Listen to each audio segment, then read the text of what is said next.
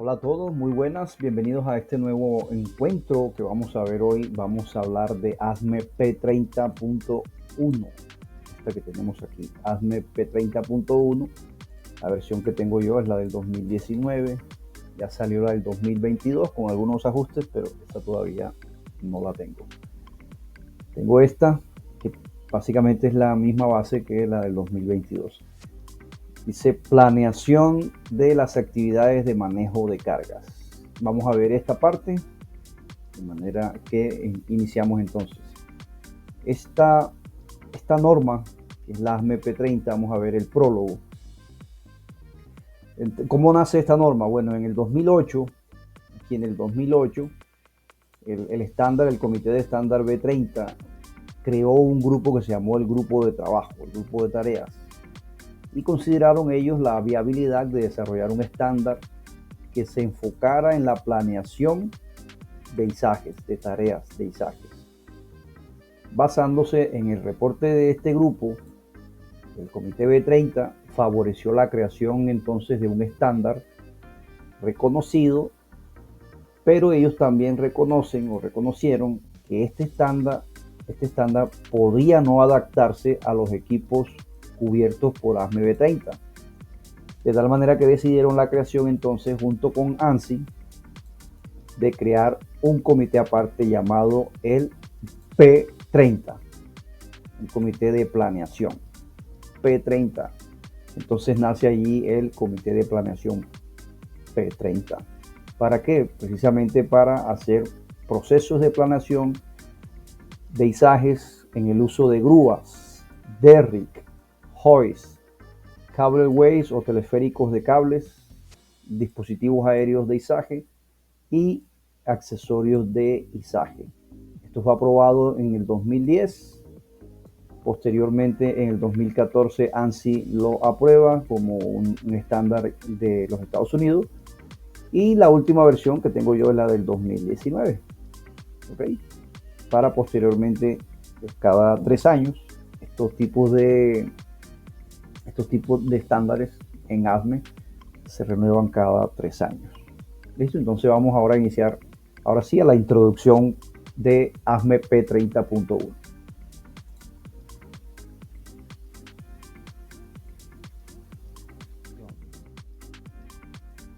Entonces, en la parte de introducción vamos a ver la sección 1, donde se especifica allí el desarrollo de este comité o de este estándar. En el número 2 vamos a ver el propósito, luego vamos a ver el número 3, que es el uso por las agencias regulatorias. El número 4, la sección 4 es la fecha efectiva. La sección 5 son los requerimientos y algunas recomendaciones.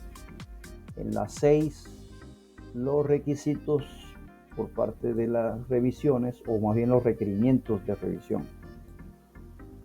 Requerimientos de revisión, requerimientos de interpretación, es la 7.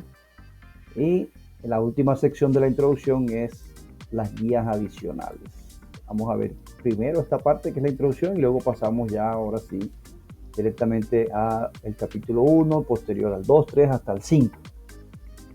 Ok, entonces iniciamos. Iniciamos con ASME P30.1, planificación y el manejo de cargas. Este documento establece directrices para la planificación segura de actividades de manejo de cargas en entornos industriales, de construcción y todo este cuento del izaje de cargas. Este comité P30 aborda una serie de planificación con el uso de algunos equipos, no todos. Entonces abarca el uso de las grúas, toda la gama de grúas, los derrick, los polipastos o los hoist, los teleféricos de carga, dispositivos aéreos para izaje de carga como los helicópteros de carga y accesorios de elevación de carga. Pero también en su alcance, en su introducción, me dice que la combinación de estos alcances o la combinación de estos dispositivos también aplica ASME P30.1 como guía para planificación de manejo de cargas. A lo largo de esta presentación vamos a explorar algunos aspectos importantes entonces de esta norma. Recuerda, mi nombre es Fabio Albor y estoy aquí para ayudarte con ASME. Iniciamos entonces. Vamos a iniciar con el Spotlight aquí. ¿Cuáles son los objetivos de este comité? ¿Qué se propone este comité? Bueno, este comité en la creación de ASME P30 quiere desarrollar un estándar que se dedique a crear estas normas, estas guías y que respalden esas actividades de manejo. Entonces son actividades de manejo de carga, abarcando una gran cantidad de equipos. Otro enfoque que tiene, otro objetivo, es el enfoque en la seguridad. Este comité quiere establecer pautas que minimicen esos riesgos. Ahorita lo vamos a ver en la introducción completa, los objetivos. Entonces, minimizar los riesgos y garantizar la seguridad en las operaciones de manipulación de cargas. El otro objetivo es actualización continua. El comité trabaja de manera constante para mantener estos estándares actualizados en la medida en que avanzan las tecnologías en el uso de utilizaje de carga. Entonces también se avanza en las nuevas actualizaciones del código. Y por último, hacer una colaboración con la industria. Entonces preparar a los expertos, preparar a los directores de izaje, preparar a las personas que están involucradas en el día a día, en los estándares de izaje de carga, para que reflejen mejores prácticas de aparejamiento y movimiento de cargas. ¿Cuál es el propósito de la norma? Entonces, la norma como tal, ya el documento estructurado, tiene tres propósitos. El primero es la prevención y la protección. Eso lo dice bien claro. El proyecto de P30 se enfoca en prevenir, proteger la vida y proporcionar orientación detallada. Prevenir, proteger la integridad física y de los bienes y proporcionar orientación detallada para mejorar la seguridad en el manejo de cargas.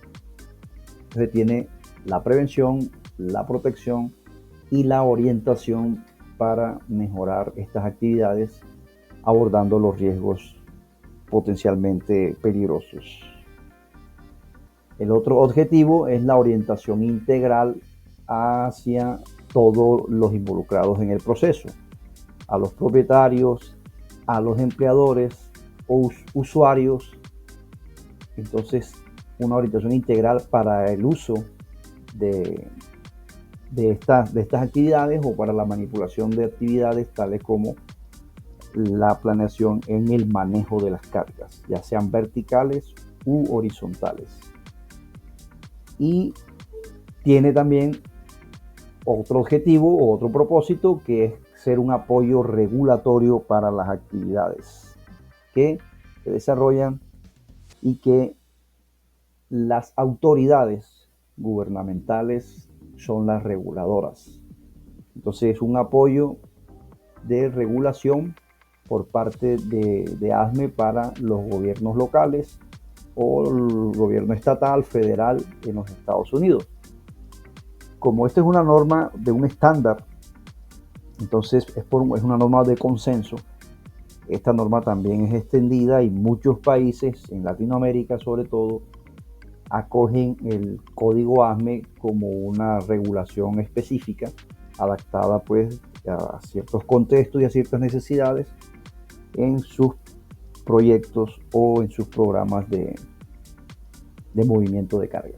Entonces estos son los tres propósitos de la norma: prevención, protección y proporcionar orientación detallada hacia los trabajadores, orientación integral hacia los usuarios, propietarios, empleadores, y ser un apoyo regulatorio para las autoridades. ¿Cómo se hace la adopción por las agencias de este estándar? Entonces las agencias lo primero que hacen, en este caso ANSI en Estados Unidos, hace una evaluación inicial. Las agencias reguladoras evalúan de manera inicial y detallada esta norma, determinan si es relevante, si aplica en su jurisdicción, si no aplica, y entonces eso se llama la evaluación inicial. Normalmente están en comunicación. De hecho, cuando nosotros vamos a ver los miembros de los comités de estos estándares, vemos allí personal normalmente de ANSI y de OSA, que están como miembros permanentes en las mesas directivas, porque a ellos les interesa pues que estas entidades tengan ese apoyo. Entonces eso se llama evaluación inicial. Luego que se termina la evaluación inicial, pasa a una etapa que se llama la adaptación. En este caso, si requiere hacer una modificación a los códigos, a los estándares, entonces se entra a hacer pues el planteamiento con los demás miembros del comité y se inicia la alineación con las agencias o con otras autoridades gubernamentales correspondientes, con otras regulaciones que ya existan. Entonces inicia el proceso de adaptación o modificación, ¿okay? Llegar como a un acuerdo para que no hayan controversias o contradicciones entre los estándares y las especificaciones de las agencias gubernamentales. Luego que surte esa fase, llega la implementación. Entonces ya la norma se adopta en su totalidad o parcialmente y se integra a las directivas locales, nacionales o federales para, en este caso, seguro de manejo de carga. Ese es el paso que sigue. Ese es el paso que sigue. Posterior a eso viene un tema que se llama supervisión y cumplimiento. Entonces las agencias posteriormente a eso establecen unos mecanismos para asegurarse que las personas están cumpliendo con esa norma adoptada, porque a veces OSHA toma contenido de ASME y lo lleva a sus estándares propios. De esta manera entonces hay una supervisión y se supervisa el cumplimiento mediante auditorías, y de hecho puede haber sanciones cuando ya va el ente encargado, que sería OSHA, a verificar si se está cumpliendo o no el estándar en las compañías en los Estados Unidos. Y ahí llegan lo que es sanciones y todo esto, ¿no? Eso es allá en Estados Unidos. De esa manera las agencias reguladoras adoptan el componente ASME en sus normativas. ¿Cuándo entra en vigor esta norma? Bueno, esta norma normalmente tiene una fecha de publicación. Ahorita veíamos en la introducción que se publicó en el 2010, posteriormente se revisa, se publica la nueva versión e inicia un periodo de transición para su implementación. Ese se llama entonces periodo de transición. El periodo de transición es de un año. En este año se permite a las organizaciones que se familiaricen con los nuevos requisitos, con los nuevos contenidos y planifiquen su implementación.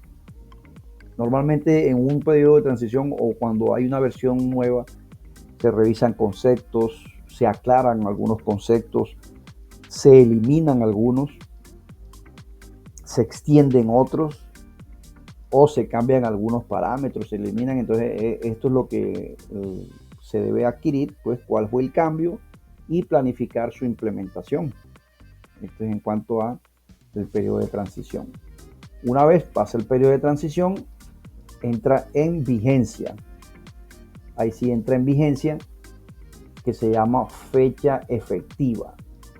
Ya entra en vigor la norma, lo que se le conoce como la fecha efectiva. Entonces entra en funcionamiento ya pleno un año después de su publicación, requiriendo entonces ya un cumplimiento total. Se supone que después de eso, pues ya después del año de transición, ya las empresas han implementado su cumplimiento total.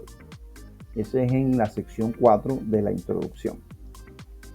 En la sección 5 habla de unos requisitos y las recomendaciones. Entonces aquí es donde viene el uso de las palabras que siempre están presentes en todos los estándares ASME, que es debe, para el caso de requisitos, ¿verdad? Debe, y las recomendaciones debería. Entonces cuando está la palabra debe, la naturaleza de esta palabra es que es obligatorio. El concepto o lo que se solicita es obligatorio. El cumplimiento es necesario cuando existe la palabra debe. ¿Por qué? Porque así se hace de acuerdo a la conformidad del esquema. Las consecuencias, si no se hace, entonces resulta en un incumplimiento. Y cuando hay incumplimiento, entonces puede venir sanciones. ¿Hay flexibilidad para esto? Poca o ninguna. Eso va a depender pues del análisis que haga el auditor de OSHA que vaya a auditar, pero con esto sí es poca o ninguna flexibilidad cuando hay un requisito del debe. Cuando hay una debería en alguno de sus apartes, se refiere ya a recomendaciones. Entonces la naturaleza de este debería es opcional, pero es aconsejable.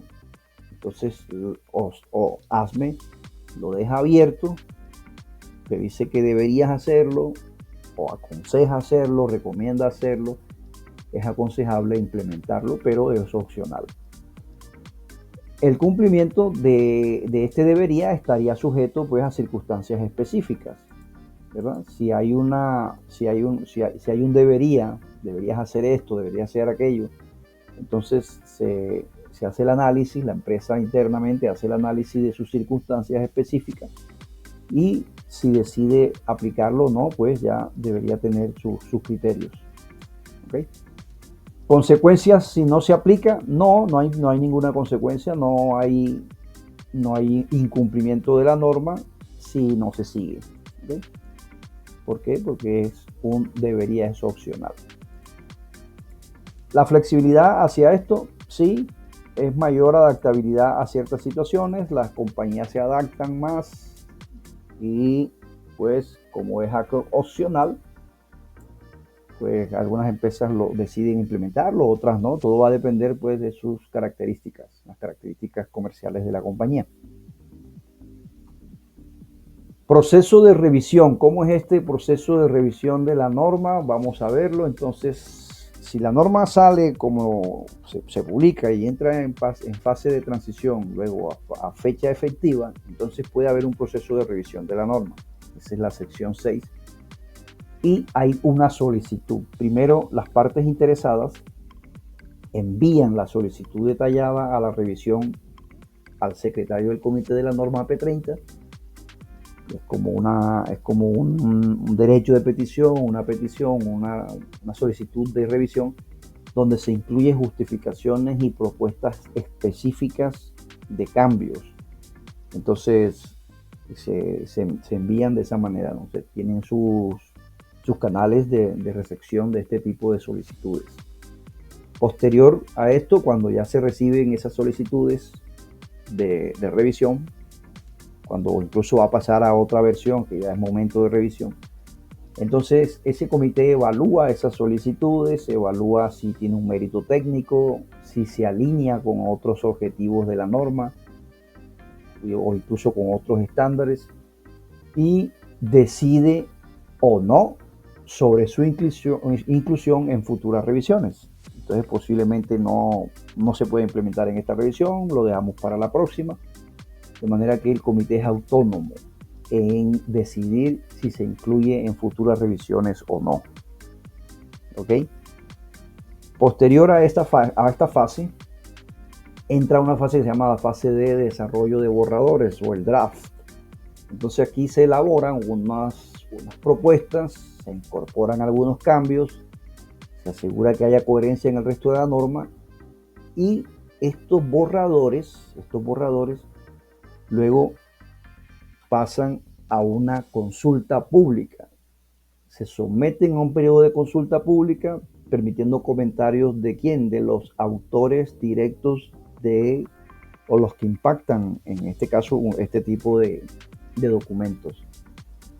Sugerencias adicionales de constructores, de fabricantes, de especialistas, de inspectores, comentarios de instructores, de agencias de entrenamiento, de agencias del gobierno, en fin, todos los entes o personajes involucrados en el contexto específico de la norma, de la industria. Esa es la consulta pública. Entonces se reciben todos esos aportes, esos comentarios y luego pasa a una fase que se llama la aprobación final. Entonces, tras incorporar estos comentarios relevantes, los que queden pues después de la revisión, entonces se aprueba y se emite la nueva edición P30 para su publicación. Se publica, pasa el periodo de transición y luego llega la fecha efectiva. ¿Ok? Entonces, este es como las fases de revisión de la norma.